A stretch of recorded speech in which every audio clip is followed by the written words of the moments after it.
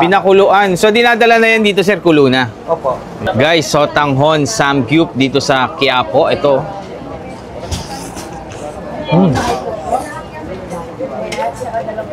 Itlog.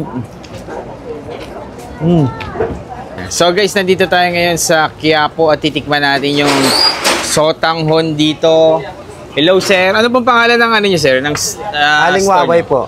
Aling Waway. Aling Waway. Aling Waway. Sir, ano mga tinda niyo dito sir? Ito po, may sotanghon, may Mickey Bihon, palabok, saka kanton, saka pansit malabon, saka macaroni. Tapos meron din mga kakanin sir, no? May mga kakanin po tayo. Makakanin tsaka karyoka, may nakita ko no, no? Napansin ko yung sotanghon niya dito sir, parang iba yung ano niya, meat niya. Ano po ba yan?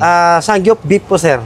Sangyup beef yung ginagamit nyo. Medyo Opo. sosyalin to. Magkano po pag isang order na may ganyan? Yung overload po namin ay 80 lang po. 80 pesos Opo. yung overload. Yung Opo. pinakamura sir, magkano? 50 pesos. 50 pesos lang. Plain lang po, plain. Walang meat yun, wala. Wala po. Pero gusto ko ito may overload. Sige nga sir, para try nga ako ng isa.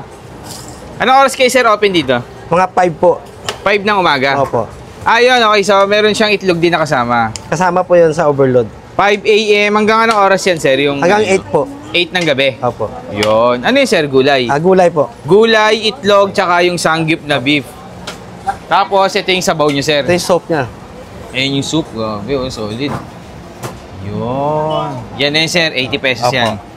So, ito na guys, yung kanilang, ano dito. Ano ba to? Sotanghon sangyup yung tawag nyo, hindi? Sotanghon sangyup. Sotanghon overload lang. Overload. Overload sotanghon. No? So, ayan guys, dito lang yan sa Quiapo. Eh, sir, yung sabaw nyo, ayun. Parang nilagyan kanina ng ano ng sangyup eh. Nakita Opo, ko. nilagyan po. Sa buto-buto po ng baka yan, sir. Buto-buto talaga ng Opo. baka. Okay. Sige sir, salamat po. Thank you, thank you. Ano pangalan niyo sir? Adonis Norbin? po. Adonis? Opo. Ayan, si Sir Adonis. Hanapin niyo lang dito. Kala ko si Norbin eh. AKA Norbin. Okay po, thank you boss, thank you. So guys, nandito nga tayo ngayon sa Pansita ni Waway dito sa Quiapo guys.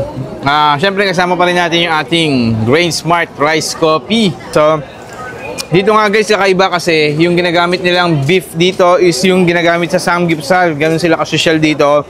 And overload yung in-order natin, 80 pesos. Pero pag gusto nyo ng plain, 50 pesos lang. Ayan guys, oh. Tapos sinahalo nila dun sa ano, sa sabaw. Solid nung ano nila, ayan oh.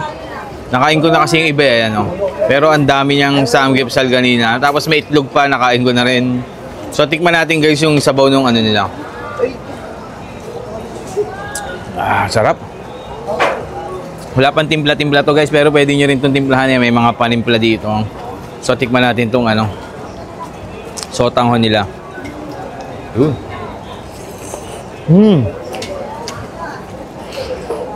Harap, harap. Ano siya guys, hindi siya ganun kalasa, pero pwede nyo siyang timplahan kung gusto nyo. Sa mga gusto ng matatapang ng lasa, ito ay medyo plain lang, pero may mga panimpla naman tayo yan.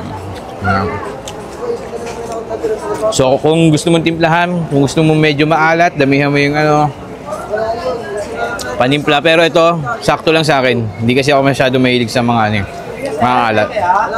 Ayan guys, oh.